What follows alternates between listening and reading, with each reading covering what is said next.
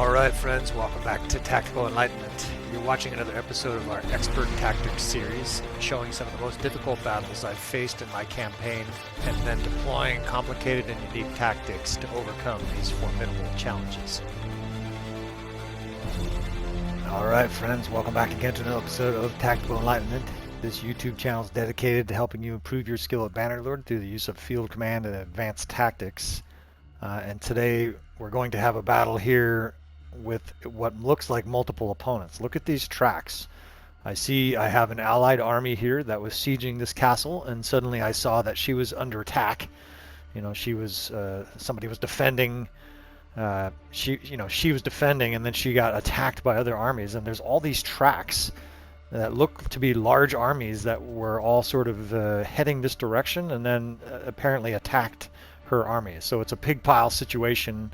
And look at that. That's the Southern Empire. I see Battanians, the Western Empire. For those not familiar with the campaign, we're at war with all 8 kingdoms. And this literally looks like there are 5 kingdoms here. I see Sturgeons as well. There are like 4 or 5 separate armies here. Look at them. Western, there's 2 Battanian armies. There's a Sturgeon army. So that's a huge fucking force too. So we're gonna run with the lowest player damage, just because this is gonna be a very long battle. But with 2,700 troops, this very large army of ours between us and the garrison, we've got a shot. We've got at least some shot to win this. So first we're gonna try to orient ourselves on this map. It's kind of dropped us right in. I wasn't even allowed to, of course, assign captains. But I'm looking for high spots to position archers before we start to figure out the rest of our strategy. A lot of my strategy often depends around a good location for my archers and projectile units to shoot from, and this isn't the best. It's kind of open in the back.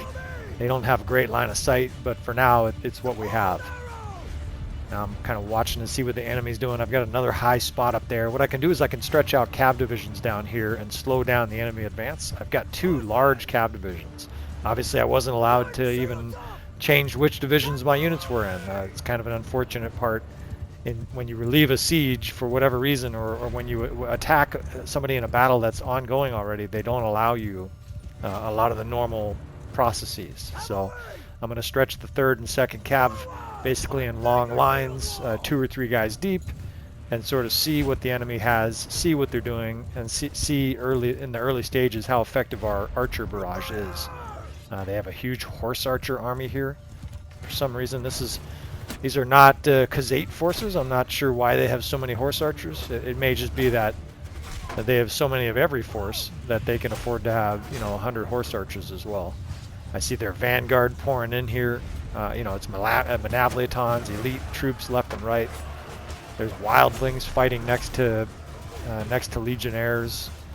This is a pretty nasty. There's dark hands in here somehow. It's a pretty nasty army, but we're gonna give this a whirl here. We love challenges on Tactical Enlightenment. Of course, that's almost what the channel is all about. So the largest army that we're fighting is better, right? We will take it.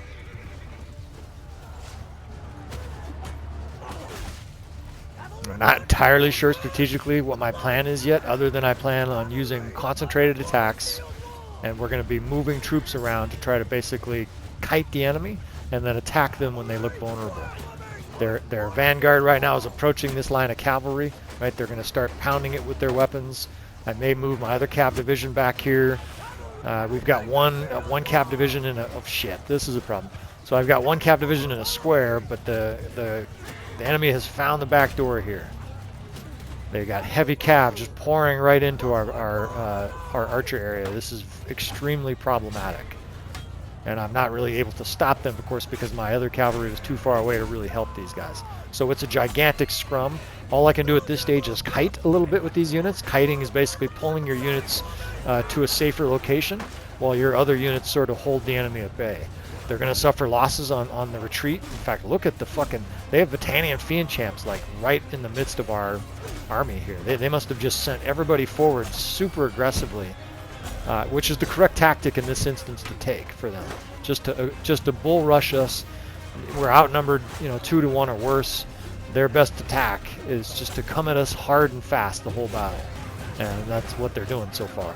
So you see the kiting has bought us a little space. I now have archers spread out here. That part of the reason is because I did that quickly, but we also have fast troops. So I've got cav down there sort of defending, and we're going to try to effectively create a concentrated attack here on this infantry vanguard. We've isolated them from the rest of their troops, and we're going to attack. This is one of those situations where F1, F3 is appropriate, but it's the timing is critical. I've let the enemy sort of wade themselves in here deep. Now they have cavalry behind them, and they're wading in to troops that are on charge, right? So the Battanian Fiend Champs and the rest of our elite archers, as soon as they get to point blank with these enemies, they'll attack them, and the rest of our elite units are tearing in as well. Yeah, they got Legionnaires right next to Sturgeon Heroic Linebreakers. This is a bitch of a force.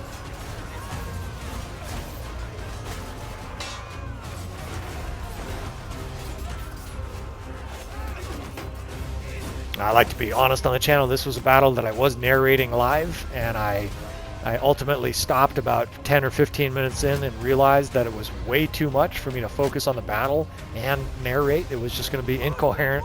I was taking a lot of breaks with the narration. It was just not very good material for you to listen to. I wasn't explaining things very well, and that was because I was frantically trying to reform our lines here. I found that there's a limit to what I can do as far as narration and order around these large forces of 8 groups of armies. So this is an after narration, right? It's basically an after the fact, but I think that will be to your benefit. You will derive more by me sort of explaining what I did and kind of what I was thinking at the time. I usually put the narration in the day after at latest, just so it's fairly fresh in my mind. At this stage, what I was basically doing was trying to interrupt and disrupt some of their archer attack. They had archers spread all over the valley here. A huge amount of them were Battanian Fiend Champs. So I'm trying to kill these guys. They're vulnerable to cavalry, right? We're killing some of their lords. I'm dragging a second infantry behind me, so they're getting knocked to the ground, right? Infantry, or cavalry rather, are knocking their archers to the ground, and that has 2 effects. First, it does damage, but the second thing is they're being shot. They're immobilized. They're not shooting, right? It takes units a few seconds to get up when they're on the ground. It's highly disruptive to their attack, and that's like lesson 101 of a battle like this. Try to keep your troops uninterrupted, unmolested, and molest and interrupt the enemy troops. See, I've reformed lines here with cavalry, right? We've reformed our archer line, but I'm still having one cav unit sort of follow me around. It's sort of an escort, a posse, right? And we're using this to sort of attack at opportune moments. I come off to a flank like I just did, and then we'll come in on the side where we can sort of waylay their archers, get a bunch of charge damage. A lot of those guys, of course, are spearing archers. You can see the deaths up there. It's the Drunziniak champion, or however you pronounce it. You know, they're getting kills on infantry and archers, of course, because they're basically following me around like a death train. So more infantry coming up against us here. This is sort of a weak line of their enemy infantry, and so I just had my archers that were kind of jumbled up too tightly. I just had them attack. The enemy has a lot of archers, right? A lot of them are able to actually move our direction, and still they have enough to be able to sort of sit back on the ridge and shoot at us. So this is a good battle, a perfect battle where I'm not going to be able to just sit back and be the Napoleon commander, right? We're in a death match in our campaign, and it's getting fairly desperate, where I don't feel like I have the ability just to sit on a knoll with my top advisors and watch the battle play out. I don't think excellent tactics alone are going to win this kind of battle. Not to mention, you see a lot more of the battle sometimes when you're right in the midst of it, right? You're seeing that these units are lighting you up with arrows. Sometimes, of course, you can see a lot better from a high vantage point, but of course, when you're dragging your troops through, you also have a lot more control of those units. Right? I can physically drag the cavalry directly where I want them to go. So I'm getting reinforcements here. I'm still just kind of trying to hold this knoll. We will probably reposition multiple times in this fight.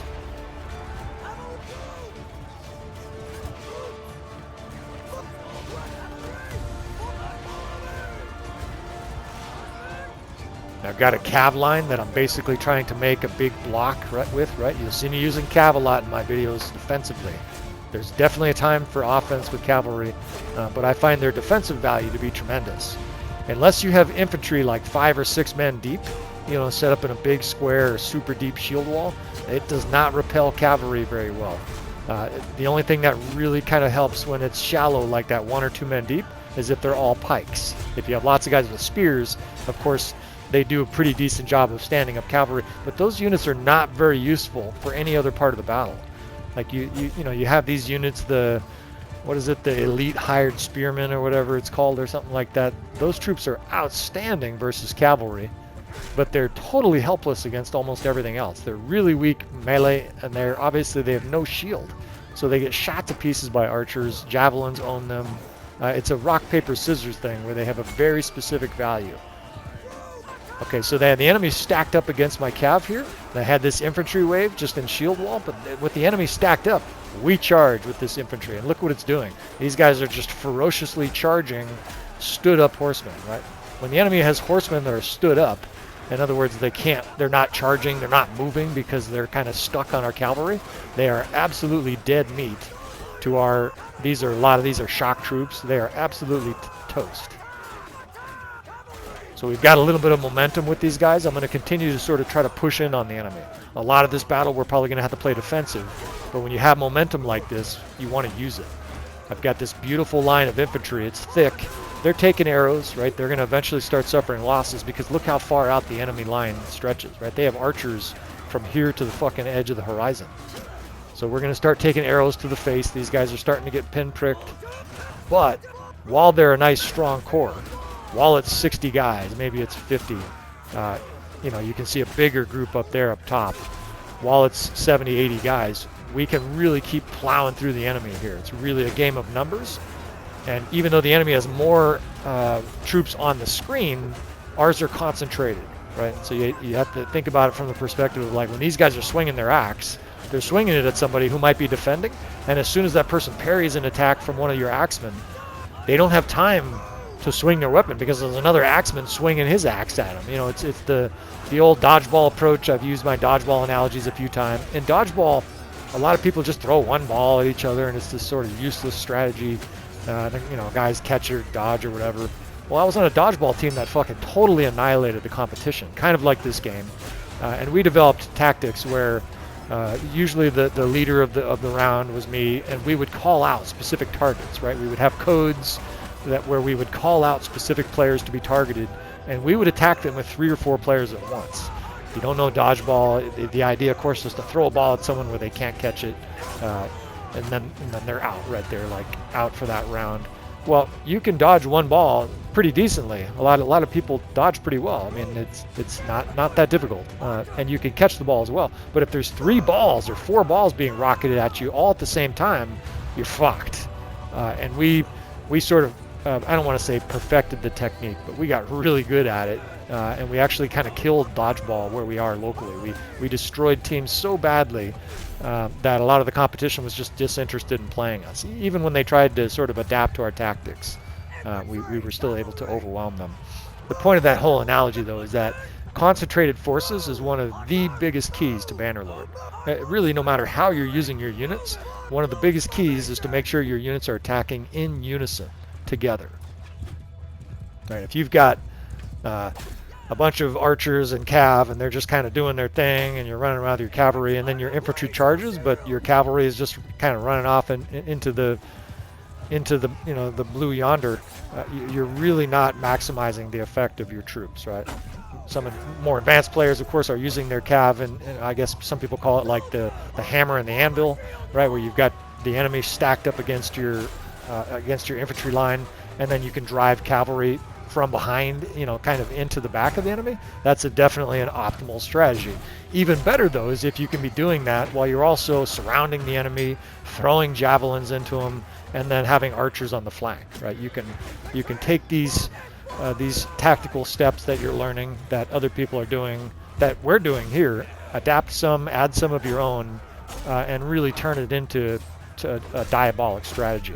You can think of it like chili almost. There's 100 ways to make it, where the end result is really good, as long as you're putting in the right amount, so to speak, of each little ingredient, right? If you put 3 pounds of chili sauce or chili seasoning in there and no beans or no meat or whatever, it's just going to taste like ass, right? So tactics in battle like this, one of the most important thing is when you choose your attacking moments, right? And they should be very specific, right? Should be conscious. That's why you're not going to use F1, F3. Those moments need to be sort of timed and coordinated, just like dodgeball. We're not going to attack the guys with one ball, because then we're just an ordinary dodgeball team, and whoever has the better players win. We're going to use tactics so that even if they have better players, better troops on the field, we're still going to win. So I've sort of strategically fallen back here, and there's a couple reasons. First, I don't know if you noticed this hill. I have this little hill that we can anchor some of our forces to. I can use it to hide troops behind at need, and it's also close to our reinforcement spawn. Your reinforcement spawn is basically where you're dropped on the map at the beginning of the battle. All of your reinforcements come in sort of loosely right where that spot is. Well, the problem with that is if you advance very far on the battlefield towards the enemy, say they're 300 or 400 units away, and you start fighting, all your reinforcements, which come in, every so often in a large battle like this, are a minute away, right? It's a big detriment to your army, and it's obviously severely damaging to your chances of winning. So we're going to use this rock and anchor to it. I can hide archers behind it. Reinforcements can come up without being pounded by archers. In fact, look, a lot of their units are just sort of standing here because they don't have a shot. They've got archers just sort of sitting there. They don't have a shot, and so our little formational use of this rock is helping. I'm going to use it even more, I think. So I can, you see what I mean by this rock here. This rock on our right. That's where my reinforcements are coming. We can use that as cover. I can bring in units, and then this hillside opposing the rock, when I get a good amount of steam behind our attacks, in other words, when the momentum's going our way, I can position archers on that and fire down on the troops approaching us in the valley. This infantry line that I have that's just sort of pushing in, they're on a kamikaze run. And the reason is because, of course, the game, you'll produce reinforcements in a battle like this, and it will continue to just give you sort of groups of infantry, and 60 archers here and 80 infantry there, and it assigns them generally a new division each time. They'll be in Division 3 one time, and then your infantry will be in Division 5 all of a sudden. And there are reasons for that, but the bottom line is, for you, it's important to understand that if your reinforcements come in, and say they're Division 3, but you already had guys in Division 3 that are 200 units away fighting the enemy hand-to-hand in their face, and then you try to reform that line, right? You drag all those guys back. The guys who are fighting the enemy face-to-face, well, they'll fall back all right to your line, but they're also going to get fucking hammered by archers. They're going to get pursued by infantry and cavalry, and a lot of them will die. So in some instances, it's actually better just to sort of kamikaze units. F1, F3, not so great, but if you have an infantry unit that's right in the face of the enemy and you have other reinforcements coming in, just send those guys in to attack. All-out attack. They're going to kill some guys. They're going to be somewhat effective, and focus on your reinforcements that are coming in. Just sort of consider them like fire and forget. They're the pit bull. You just send them out there, kills the burglar, and you don't have to worry about it while you get the rest of your reinforcements set up. Don't have a lot of cavalry compared to the enemy here. I mean, we're outnumbered in every single area, of course. So a lot of times when I'm setting up my archers in a wide spread like this, and they're just pestering them with this non-stop cavalry assault, I'll come in here and really try to be the defender. If I have the ability to drag like some cav behind me, I'll do so. But it's obviously highly detrimental to our success if they're constantly running cav right through our archers. And you can see how tough this enemy is. We are, I want to estimate 20 or 25 minutes into this battle, and they still have Tier 4 troops, Tier 5 troops in some cases. So this is going to be an absolute bloodbath all the way to the end, and that's assuming we have a chance to win. We touch on that very briefly as well. People who haven't seen the channel or don't know, our campaign is, we're fighting all other 8 kingdoms, and we don't. I'm not saving only like the battles we win. I don't know what that was all about, that little stall. I include battles where we lose. Our army loses sometimes. Obviously, it doesn't happen very often. Otherwise, we'd be toast already, right? We're fighting everybody. When you lose, generally all your guys are taken prisoner. You got to kind of start from scratch. But we have had some calamitous losses, and oftentimes they're in battles like this, where it's hard to gain the upper hand on an enemy that's attacking you like a tidal wave. You can see the little power meter up there. The entire battle, pretty much so far, it's showing the enemy ahead, right? They have a larger little power level above the troop commands there. That's because the computer basically is estimating what would happen if we F1, F3, or killed at this stage, and our troops had no tactical advantage. They would lose. We would lose this battle almost every time. So I've got a nice group of archers here, right? Archers and crossbow. They're sort of quasi set up with elevation. I don't feel like I have enough time to really send them high on that hill, especially when so many fucking heavy cav are charging us. I mean, it's just it's an absolute armada of heavy cav. On top of that, of course, the enemy's advancing their infantry, and of course their archers are shooting us as well. At this stage, it really is sort of a chaotic, every man for himself, even though we are trying to put our troops in an advantageous position. Again, I've got my infantry line there formed right in the front. I'm trying to absorb some of their infantry before it gets to our archer line, of course. They're absorbing a lot of projectiles, right? The enemy's throwing, I see a lot of javelins being thrown. I see a lot of archers shooting in that direction. But we're starting to form a little bit of a cohesive army here, right? We've got this infantry line. It's kind of broken up right now.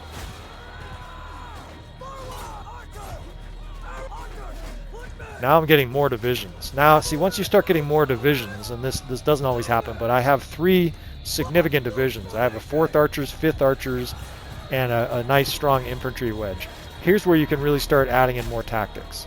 Obviously, when you have more than 1 archer division, look at how many enemy troops are just pouring in here. Manavliatons, level 4, tier 5. One of the things you can do when you have multiple archer corps is you can get flanking action on. I almost always have 2 archer corps when I fight battles, even when I fight with like Belandia. And that's because I want to have the tactical ability to put troops on the side, put troops even behind the enemy in some cases. Look how many fucking archers I have. Now that we have 2 archer groups, right, we'll start to be able to spread those guys out. I may even be able to use one as a shield wall or charge with one if the moment is right. Again, the infantry is anchored to this rock.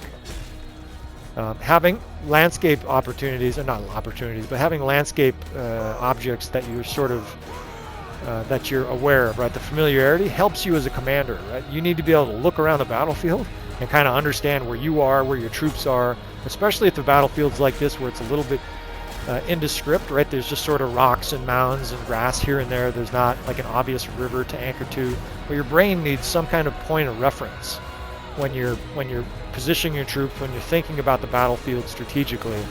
If you can't really tell where you are, where your troops are, where the enemy is, etc., in comparison to each other, you're going to be an awful tactical leader. So one of the reasons I'm using that rock, besides the defensive value, it kind of makes our infantry line longer, is that I can remember, okay, there's the rock, I've got infantry troops there, and I've got archers to the rear, and hopefully, eventually to the flank of it.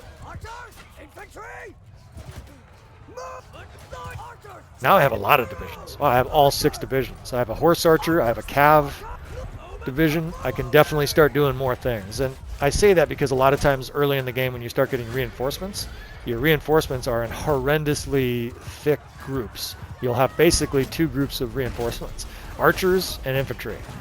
You'll get, 200 archers and 200 infantry, and frankly, folks, there's not much tactically you can do there. You can position the archers for success.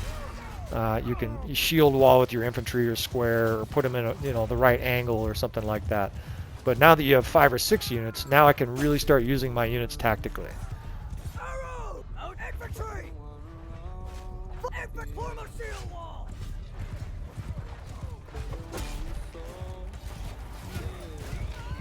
So for this situation, right, I can take a high ground here and really assess the battlefield. There's a little gap between us and the enemy right now.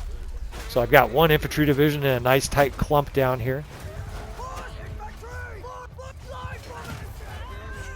I've got the 2nd cav and the horse archers following me, right? And that's so I can use them tactically as well. At this stage, we're sort of baiting the enemy. The archers are doing a pretty good job. They have different locations, right? So the one group is sort of firing to the flank of the enemy over here. while the other one is kind of at the back, more safe, protecting that other division. And now what I'm doing is I'm basically just running through the enemy as they approach with our cav. We've got light to medium cav that's kind of knocking guys over. Of course, they're spearing them. Over here, the archers are starting to get attacked, so I can support them. I can bring the cav over. Right, it's hammer and anvil, just in a different method, right? It's not a shield wall infantry. On this side now, I can attack with my infantry and send them over this ridge, right? They have this little protective layer. Again, we're dragging the cavalry behind you. It's an easy way to use cav in a very quick manner, right? If you're trying to control your troops and point them over here and make them go over there, well, if you have your cavalry just following you, you know exactly where they're going to be, right? They're going to be right behind you. This infantry starting to move up. We're finally down to tier 3 troops from the enemy. Almost always the enemy will fight with the highest level of troops first. If you haven't fought a lot of battles in Bannerlord or huge battles like this, basically the flow is at the beginning of the battle. Oftentimes, just like real historic battles, both sides have their best troops towards the front. That's almost where the term vanguard originated from. I don't know like the epidemiology or the where the actual word came from, but that's kind of the idea. They came. The idea of the vanguard is basically to have your best troops in the front. That way they can lead the way, they can plow the road, they can kill the enemy, and then your weaker troops would kind of come in behind them and support. That's not always been the case. There were some tactical examples where enemies used fodder troops. Starting with your lowest level troops against the enemy who has their vanguard, I think you're going to experience highly unpleasant results. That has been my experience when I played around with it. So. The other option you can actually do is a homogeneous mix, which means you're basically getting kind of an even mix of good and weak troops. That actually might have some value because then there's not this precipitous fall off with your army, right? You're not all of a sudden, you don't have a whole bunch of peasants fighting. But I haven't played around with that part of it too much. I can just tell you if you have to choose between highest or lowest first, choose highest, folks. So our infantry line is doing a nice job standing the enemy up, and look at the flanking action we have here. These archers are pounding the enemy now from the flanks. I actually have a hybrid group. I have a group with archers and infantry. Meanwhile, I'm just dealing death. I haven't ridden a horse like this through the whole battle in a very long time, but I've got to say, for this battlefield with this flat terrain where I can run up these hills and sort of escape targeting, and then fly down these hills and slice apart 4 guys at a time, it's working amazingly well.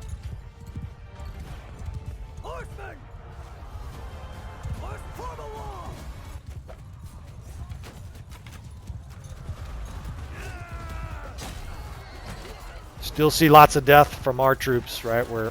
We're doing pretty well, but victory is hardly assured. And I must continue to use these tactical advantages, otherwise, you know, a small slip up and we could be in deep shit again.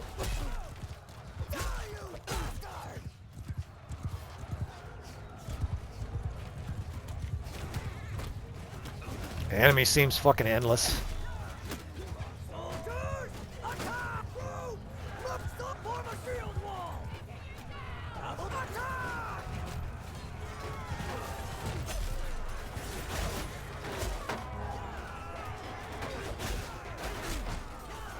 At this stage, we're basically just waiting for reinforcements. Some of these archers are out of arrows, right? When archers are out of arrows, they are no longer archers, right? You'll hear me say that a lot. At this stage, some of these archers, it makes more sense to either send them in with charge like that, or in a shield wall. You can use archers in a distractionary manner. The key is they must have some shields with them, though, right? Like if you're playing early on and your archer groups have no shields, wow, shield wall's a death sentence, right? Because they're just going to stand there, and so is a square.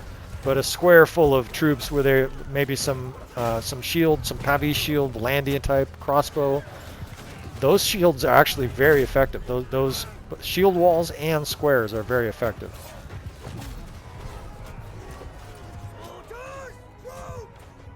The battlefield feels kind of like it's turning in our favor here. We've got some organized units attacking pretty well. There's no enemy forces kind of behind this tranche that's in front of us here, at least not yet.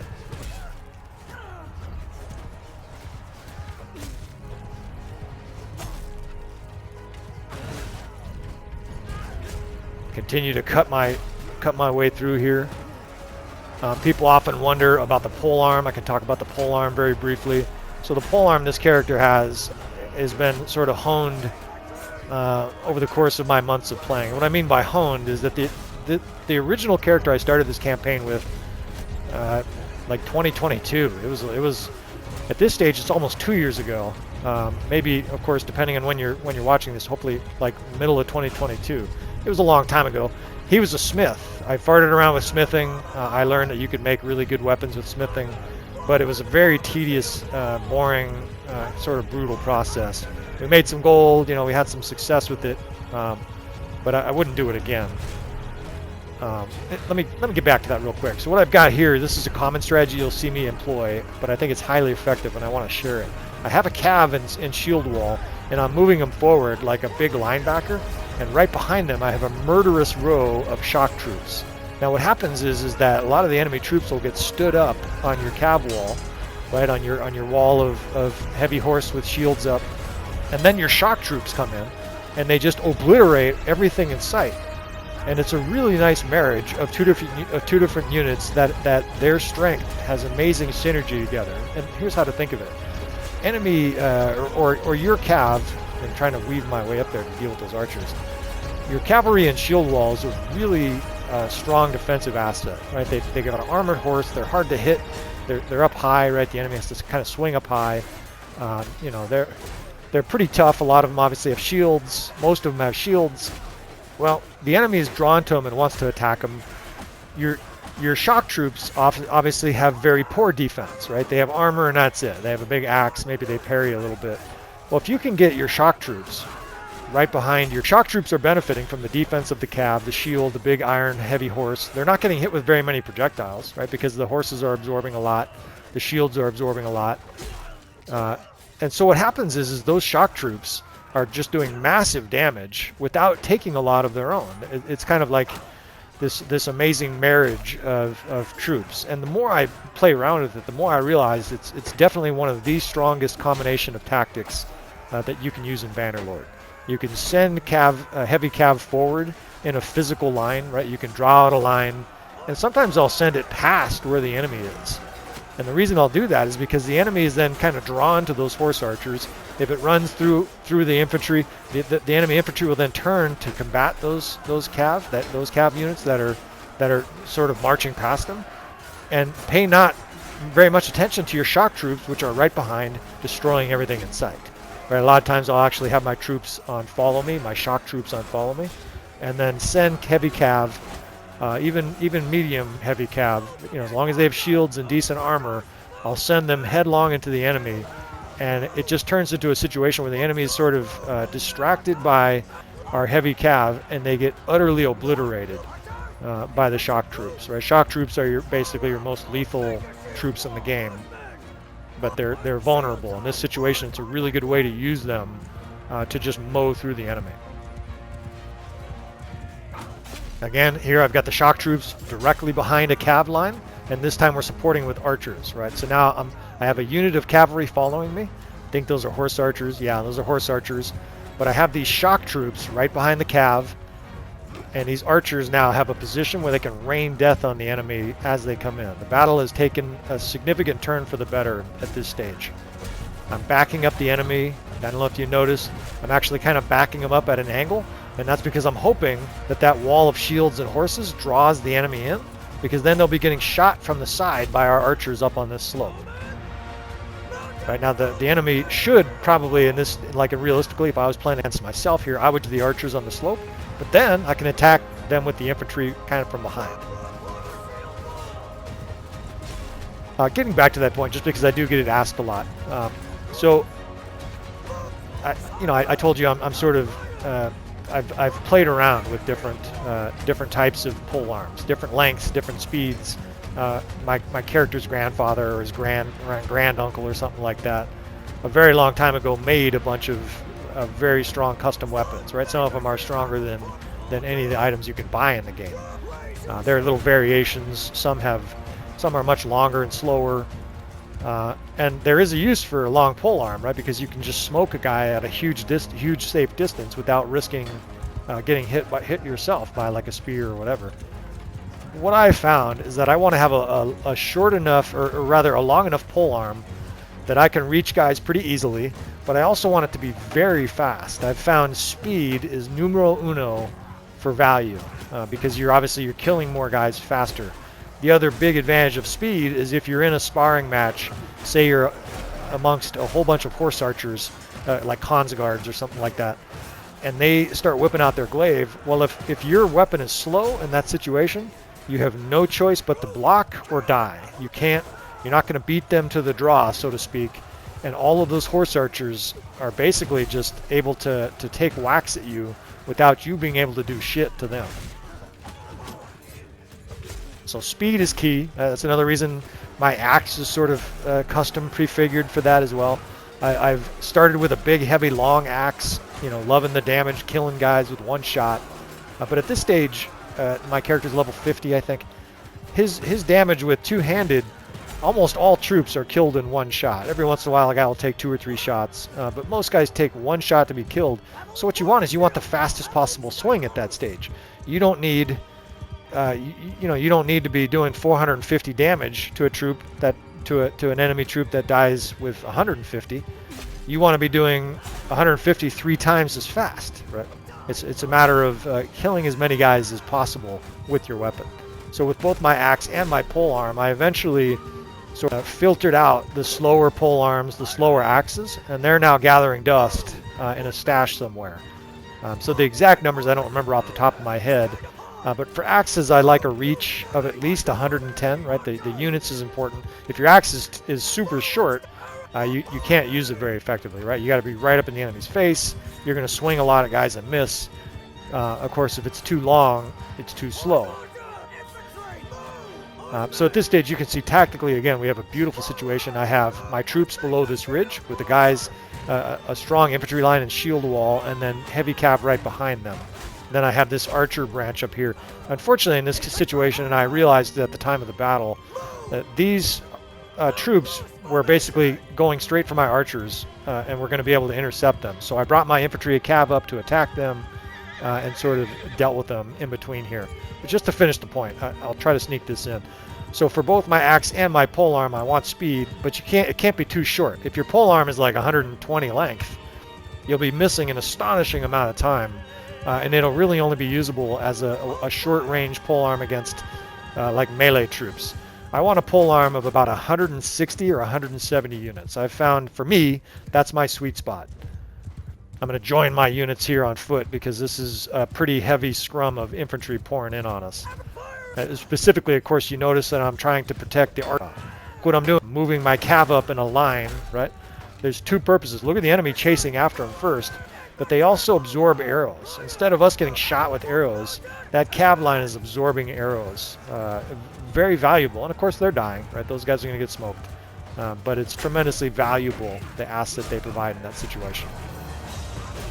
So just to finish the point, I know I've been talking about the battle and my weapon preferences for like 5 minutes now. I'm trying to sort of keep both of these things juggled. I like a polearm of about 160 length, and then obviously as fast as you can find. Maybe 170, 180 at the most for a polearm. And then I like an axe between about 110 length and 120.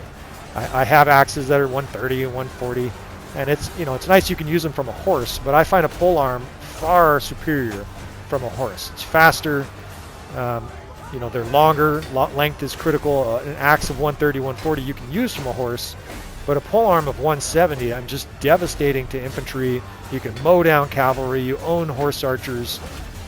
It's just the right length for me. I don't know, everybody obviously fights differently, but if people are sort of trying to emulate this murderous character that I have, I'm just trying to explain to people my preferences and why. So we're in a huge scrum now at the end of this battle. Obviously if I hadn't used some reduced player damage, I wouldn't even be standing at this stage. I'm probably killed 400 or 500 troops on my own in this battle. But what we're trying to do is they got my troops there in a square while my archers rain death. If you've got 10, 15, 20 infantry, and a lot of archers, it's a very valuable strategy. Stick your infantry in a square and then rain death on the enemy that's sort of distracted, pounding on their shield, occupied square, and then smoke them with your archers. I have some archers here on charge, right, because we're at a pretty desperate stage of the battle. Nobody gets to sit back and just be safe. That infantry square finally melted away. The music's appropriate because this feels very epic here at the end. In fact, I think for the next few minutes, I'm just going to let it play out.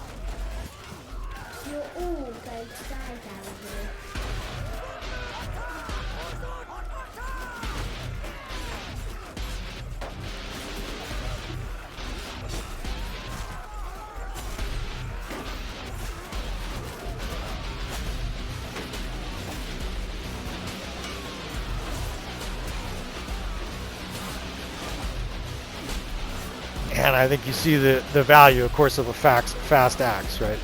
One-on-one in combat, or even 4, 5, or 6-on-1 in combat there. It's just devastatingly effective. I have found some axes are too short, right? So like I said, I've kind of homed in on what works the best for me. An axe of relatively short length. But the only reason that's the case is because obviously when the axes get really long, you put a big handle on them, they get really slow. They get ineffectively slow. People sometimes are like, I can't believe you're swinging your axe so fast. Well, it's short. I got a short little axe. Ask my wife. If you use, your short little axe in the right way, you can really cause some amazing things to happen. They're down to volunteers. This is good, but they have a lot of them. This is turning into a fight to the absolute death. Now this is beautiful though. I have an archer, spread archer group here, basically just waiting for these guys to come over this cliff wall. It's a tiny variation of the peekaboo ridge, right? Where the idea where you basically have enemies come over right into a murderous hail of darts. You can see the arrows just lighting them up on that ridge. But I'm also starting to run out of troops here. Got him in a shield wall, right? Infantry sort of guarding there. I'm going to my archer corps off to the flank of the enemy. Now that I have 5 full units to command here, I'm trying to drag one of these units basically to the side of the enemy. They'll shoot arrows right into the side of the enemy, right? Which is key. They won't be hitting shields. Of course, the enemies are trying to hold their shield up, but of course, if they're facing the main line, you can see the arrows sort of flying in behind me here. Thank goodness there's no friendly fire, right? I'd be dead already.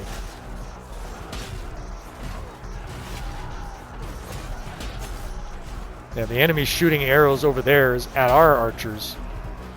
So it's, there's some exchange on both sides, but I like having this flank. These guys are dealing death to a vulnerable side of the enemy. And our infantry line here is doing a really good job. They're just sort of holding them up. They almost look like they're just standing there holding their shields. So now, these archers, follow me, right? Here's another way to use these guys. They're either low or out of ammunition. I can physically move them up here. Not enough really enemy here to make a big difference, but if the enemy had like 150 or 200 guys, then you send these archers in, kill them all, right? And they're going to charge that flank of the enemy and just do major damage.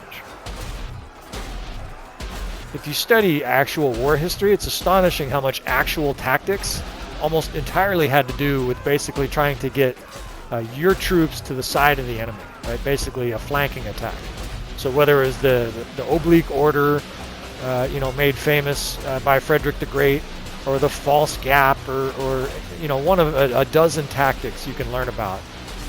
They were actually fairly primitive in themselves in that they were trying to move these big squares, usually large squares of infantry, shock troops in the medieval era, and try to get them so that they're fighting in the front of the enemy and also to the side of that enemy group, right? Well, in Bannerlord, it's actually kind of easier to flank your enemy because the AI does not treat flank threats as strongly as they should. Right? You can move your troops to the flank of an enemy. At this stage, this is a massacre. I have decent level troops. It's almost all green, by the way. This battle, it's probably over. I don't want to play spoiler here, but I think you can tell from how things are going that this battle is basically over. But in Bannerlord, you're able to move your troops to the flank of the enemy pretty easily. And once you do that, of course, you've gained an enormous tactical advantage. When I was learning various different tactics, trying to figure out things that helped me as I was progressing, of course, people watch and they kind of assume that I was just always doing really well. I was terrible at this game when I started, right? It takes practice. I could barely swing my spear at some guy. Like, looters were absolutely fucking owning me when I first started playing. So what I eventually learned, though, once I started doing more field command, is that if I got a unit or two to the side of one of my shield walls, right, and eventually I turned that into a more refined skirmisher unit so we could throw units at range as well, but then also the 8th Corps, where it's this devastatingly impact shock troop elite unit. I learned it was amazingly effective, and then of course more and more tactics developed from those points. Right? I mean, if you do one thing, if you sort of learn one thing from this video, that's making sure your troops are attacking your opponent. Well, two things. I said it earlier, concentrated attacks. Make sure your enemies are attacking at the same time, which is part of the reason that F1, F3 is actually not the absolute worst idea in the world. At least all your units are attacking, right? But you want to... Sorry, the animation when peasants get shot with an arrow and they go limp. Man, I mean, you got to appreciate the animation of it. Just to finish those points, though, you want to get concentrated attacks, right? You want to attack the enemy with all your forces at once. But even better is if you can attack them with your forces at once from different angles. If you can get cav behind the enemy infantry, right? The hammer and anvil. If you can get units flanked the enemy. If you can, even better is surrounding the enemy, right? If you haven't seen any videos of the tactic, the kill box on here, it's a modified military tactic that I use for Bannerlord, where you're effectively using all of your units in a concentrated, wicked, combined assault that leads to utter devastation of the enemy. I highly recommend you check it out. Obviously, it takes a lot of skill, takes a lot of timing, experience, but it's kind of the ultimate example of using all the sides to attack an enemy and concentrated firepower. So I would say I was exhausted, but mostly I've just been talking, watching this battle I fought a couple days ago. So you see we ended up being victorious. We did lose a very large amount of troops, but these are all nobles from the enemy that died. We suffered a massive amount of injuries, and that's a little bit problematic as there's another castle that's under siege here. I was coming north, and both of these castles had very large forces at them, almost like multiple kingdoms attacking both castles. These castles now are sort of worn down. The garrisons and the militia in both castles are getting weaker, and so the enemy seems to be smelling blood in the water and sort of surrounding them. So that it's going to be a problem for my next battle. We're going to have some injuries to deal with. We're trying to save all the castles we can in our campaign. I'll just show you how many lords were released in this battle. This lady's happy I saved her, and then watch all these people I release. For people who don't know, I release all prisoners automatically. Try to make my campaign as hard as possible. I figure this is just another way to do so, right? I'm basically giving them all instantly freedom. We'll definitely take all these troops, and we got some nice upgrades out of that. But look at almost all of our companions are badly injured, and we have another battle tomorrow. That's often the case though in my campaign. So this is it's intentional. I'm doing this to see how difficult the game can get, and then how much of that difficulty we can overcome with tactics. We can use our brain and try to overcome really difficult things. So there will be a part 2 to this video. The part 2 is basically going to be the next battle, which is almost immediately going to occur after this one.